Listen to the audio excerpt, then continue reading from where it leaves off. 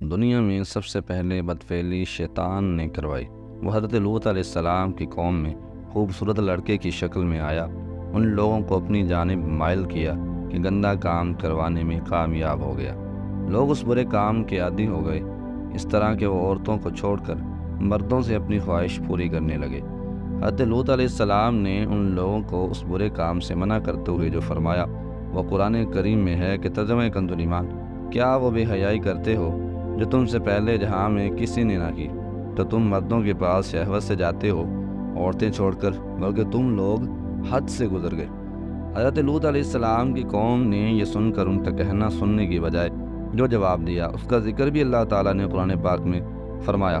ترجمہ کنز ایمان، اور اس کی قوم کا کچھ جواب نہ تھا مگر یہی کہنا کہ ان کو اپنی بستی سے نکال دو، یہ لوگ تو پاکیزگی چاہتے ہیں۔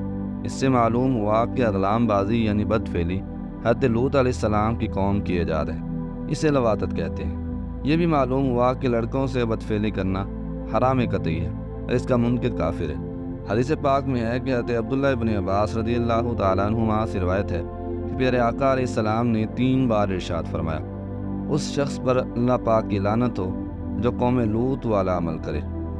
جب قوم لوط کی سرکشی اور بدفعلی قابل ہدایت نہ رہی تو ان پر اللہ پاک کا عذاب آ گیا۔ حضرت جبریل علیہ السلام کچھ فرشتوں کے ساتھ خوبصورت لڑکوں کی شکل میں حضرت لوط علیہ السلام کے پاس پہنچے۔ ان مہمانوں کے حسن و جمال اور اپنی قوم کی بدفعلی کے خیال سے حضرت لوط علیہ السلام فکر مند ہوئے۔ کچھ دیر بعد ان کی قوم کے بدفعلوں نے ان کے گھر کو گھیر لیا اور مہمانوں کے ساتھ بدفعلی کے ارادے سے دیوار پر چڑھنے لگے۔ حضرت لوط علیہ السلام نے ان کو سمجھایا مگر وہ باز نہ آئے۔ آپ علیہ السلام کو دکھی دیکھ کر حضرت جبریل علیہ السلام نے کہا، آپ فکر نہ کریں، ہم فرشتے ہیں اور ان بدکاروں پر اللہ پاک کا عذاب لے کر اترے ہیں۔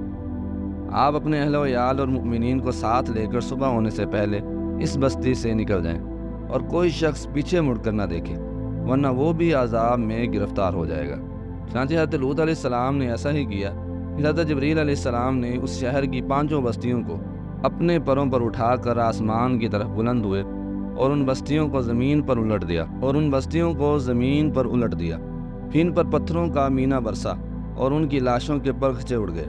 جب یہ شہر الٹ پلٹ ہو رہا تھا تو حضرت لوط علیہ السلام کی ایک بی بی وائلہ جو منافقہ تھی، قوم کے بدکاروں سے محبت رکھتی تھی، اس نے پیچھے مڑ کر دیکھا اور کہا، ہائے رے میری قوم، اس پر اللہ پاک کے عذاب کا پتھر گرا اور وہ بھی ہلاک ہو گئی۔ بدکار قوم پر برسائے جانے والے ہر پتھر پر اس شخص کا نام لکھا تھا جو اس پتھر سے ہلاک ہوا۔ اللہ تعالیٰ سے دعا ہے کہ اللہ تعالیٰ ہمیں یہ پیغام تمام مسلمانوں تک پہنچانے کی توفیق عطا فرمائے۔